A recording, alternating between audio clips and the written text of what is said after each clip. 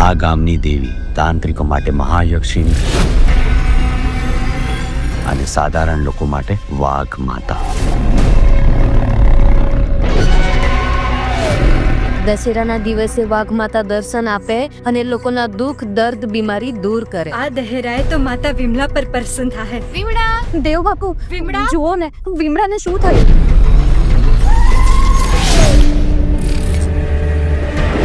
આ દેવબાપુ કોણ છે? દેવબાપુ આ જંગલના સાચા સેવક એમ સમજો સાહેબ. દેવોની ભાષા જાણે અને સેવા કરે નિસ્વાર્થ ભાવ. આ પહેલા તમારું પોસ્ટિંગ ક્યાં હતું? Gir national park. આ આટલી હારી જગા છોડીને તમે આ વિરાન જંગલમાં શું કામ આવ્યા? જંગલમાં આગ લઈને ક્યાં જવું છે? તમે હોય કે તમારા દેવબાપુ? પેલા પરમિશન લઈને આવો. हमारी आसपास तो 8 रोगियों છે. આખો ગામ બીમાર છે. આ બધું તો ખુલ્લા પગાને કારણે જ થઈ રહેલું છે. આ ખુલ્લા પગા શું છે? ખુલ્લો પગો એકવાર વળગે ને એટલે ખલ્લાસ. આપણે શ્રામગાન કરીશું. એમાં શું કરવાનું હોય? વાઘ માતાનું આહવાન અને એની આરાધના. આ જંગલમાં ક્યાંય વાઘ છે? એટલે હું આવ્યો ત્યારથી રોજ રાતના મને વાઘની ત્રાડ સંભળાય છે. મને બધાની ચિંતા થાય છે. મારે તમારી વિદ્યા શીખવી છે. તને શું થયું બેટા? સામે પર તે બધાને ખુલ્લા પગા કરી રાખેલા. શ્રામગાનની તૈયારી કરો. બધી વિધિનો સમય નજીક આવી ચૂક્યો છે.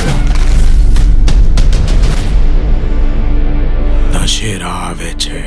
આ બધામાંથી વાઘ માતાની શ્રદ્ધા દૂર કર. અંધશ્રદ્ધા વધાર. ખુલ્લા પગા.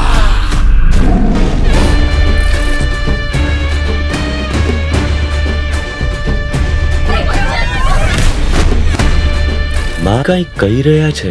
શું? રાહુ. એ વાઘ માતાને કોઈના શરીરમાં કેદ કરીને ફરીથી લઈ જવા માંગે છે.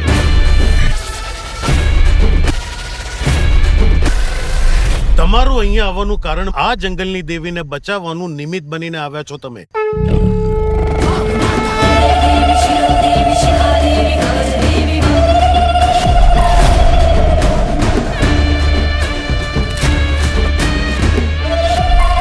હું વીર પુરોહિત, આપણા જંગલનો નવો રક્ષક.